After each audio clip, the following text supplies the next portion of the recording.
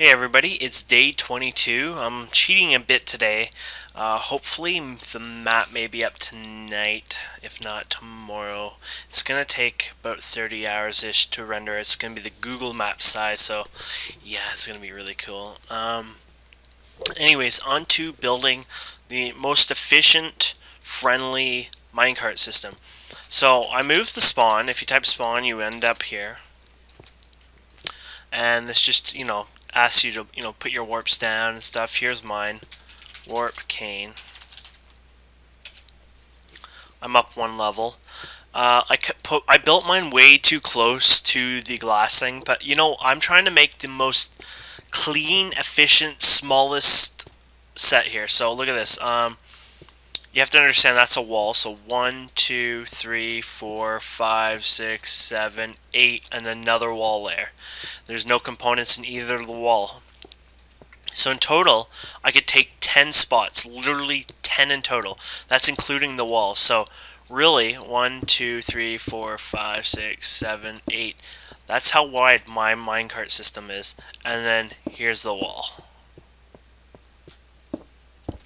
Yeah, that's how compact I got it, and I think it's pretty efficient. I think it's clean, and I really don't think it's too bad. So you know what? You guys can tell me if it's efficient, not good enough. Anyways, so I'm just, here's an example, blah, blah, blah. Yeah, the buttons are a little different, but that's because the wiring and trying to make it compact, this is what I found to be the easiest. So same thing, you call a cart, you can spam it. This one's even more spam proof than before. The chest is easy to access. If the carts run out, people can actually right click it and add their own chests in. Gives them a little more access to, help out, I guess. So there we go. Oh, still can't do that. And here we go. Yeah, we got a bit of a railway system here. You guys probably, I just winded this around, but yeah, as you can see, we're working on yeah, it's kind of crazy if you think about it. Boom.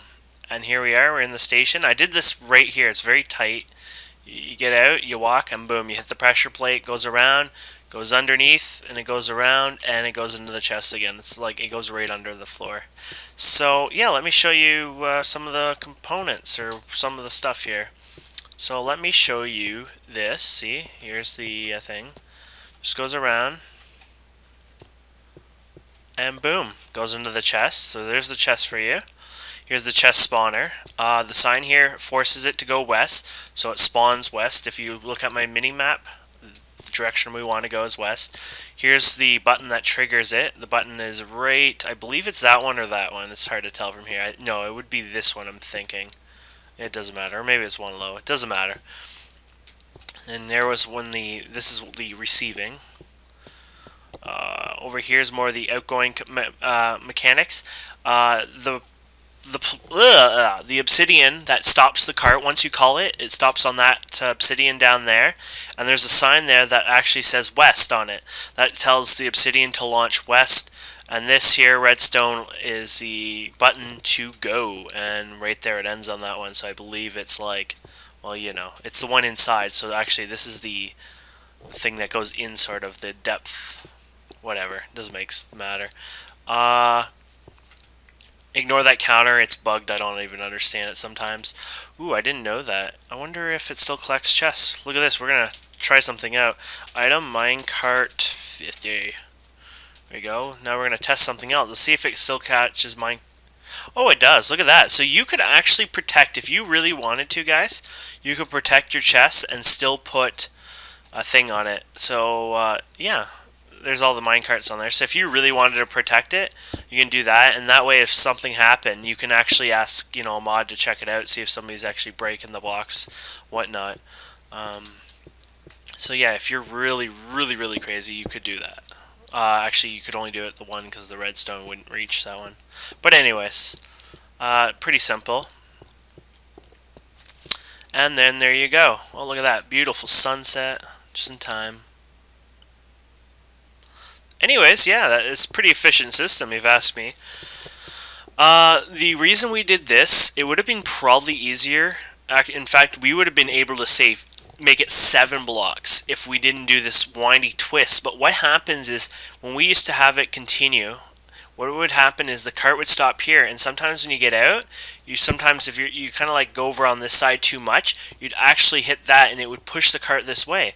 And I couldn't seem to force it this way without doing a whole bunch of other hack stuff in here, and it just made too much of a mess. And we're trying to just do it without, you know, pressure switches and whatnot besides that one, just to eject that kind of thing, like it's forced on the user.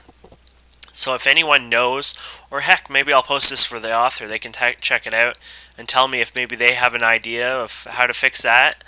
At this point, there is a couple of requests that we have for the mod. Mainly, the biggest request is, like, we're worried that people are not gonna, like, we have, like I'm saying, this is gonna be an example tunnel of, like, say an 8,000 kilometer tunnel, subway, whatnot. So you go down here, your cart's gonna disappear. We talked before with the author about having some kind of like synced cart system or whatnot. That wasn't gonna really work. So I'm wondering if there's some kind of, because you're not really going to ever take off the carts off a system like this. It's really going to be balanced. I was wondering, maybe there's like some RPG method we can do it. Like it could be in the config, a setting you can turn on, which makes it globally happen. And instead of like calling the cart, maybe you push a right click a sign instead of like the actual button, and it ends up being a function like maybe you have to pay 1 iron to use the system or something like that. And or maybe it could be set even on the sign, though some people may not use it, right? They'll say, okay, if you set it to, yeah, you would have to set it to like 1 iron at least, because what some people would do is like 0 iron, and then they would use it for free, and they're spawning minecarts for free. But my point is, maybe you can do a charge system where it's infinity minecarts, but you have to pay a minimum of 1 iron, and, you know, maybe government subways can be set at 3 or something, and maybe the whole thing can be tracked too. I don't know. It'd be kind of fun to just keep an idea, but that's a future idea, I guess. The biggest issue we're gonna have is a lot of people may go one direction, and we're gonna have these chests going empty really, really fast. My only one request is, because you said those chunks wouldn't be loaded, whatnot. I was wondering if you can add a system, so you know how below that that chest, or around that chest, it says west something. I was wondering on one of the lines you can type in like a sync colon or something, or a sync number, and you type in sync number on this one here. That way, maybe these two can be synced, or in fact, you know, that system would be really good if you could add a sync system. I don't know how hard it would be to keep a sync system or something like that, or a system where, you know, it'll read from all the chests and take from one of the chests kind of thing. Because I'm thinking, if we have a big subway and I have like 40-50 players, it'd be nice to have more than one chest. It'd be cool if I can put more chests in the room in there kind of thing and have them all sort of sync. So yeah, I don't know. I don't know if the author can think of something like that, but that's one of our main concerns. So, really 3 things. Maybe infinity chest system one day where you'd actually pay a kind of a currency for it. Maybe like an iron bar or something like that. And the bounce system here, like when we do this was the only way to do it, because what ended up happening is when you got out, you'd end up sometimes going like this, and your body would push it, and that's why we're forcing it now to go this way. But the only downside is, well, there's 2 downsides, is it may end up pushing somebody back where they'll bump into it and get caught. The other issue is, well, there's not much of an issue, but I guess the other issue would be, yeah, not bad. I guess that would work. It's just, that's the main issue. It may get stuck. Oh, and, well, we can make it 1 shorter, right? The subway is 8 wide, so it'd be cool to do it 7 wide. But anyways, this is my most compact thing. I'm not experienced at this stuff. I just played around and it seemed to work for me. So yeah, hopefully this week sometime, not just planning to fix the chunk bug. And then, yeah, it'll be reality to have massive, massive, long subway systems all over the world. This here is our train system. This is on the surface. So once you take the plain subway system, we're thinking of having something like this. Look at how small that is. This is what we were going to offer in space. Look how small I was able to do mine. Yeah, that's pretty epic. So that could be another one right there. so it would double the size. And I mean, it's not very big and decorative, but like, come on, like it's so compact and clean, and length is not even an issue here too. It's more the width, because I mean, if you spawn, you say the subway warps you up, we use the elevator system up in the middle, you don't want to walk all the way down there or all the way there to get to your sub thing.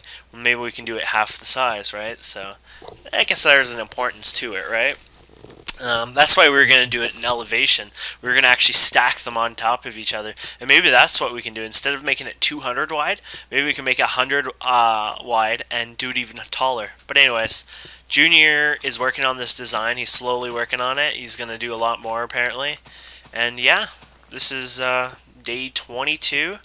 And I'm going to post this YouTube video for the author too to check out. Maybe you can come up with ideas. Maybe I'll give some other people in that thread some ideas. And yeah, I hope you enjoyed the video. I know I'm putting this video out early, extremely early, like literally almost 24 hours early. But yeah, I kind of want to like have a bit of, you know, I have catch-up day tomorrow, you know, try to get the map going, get the site done. So I thought I'd put this out early, you know, maybe get some requests from the author. And yeah, I think that'd be cool. By the way, to the author again, is there a function when I hit this button where I can delay it for 30 seconds?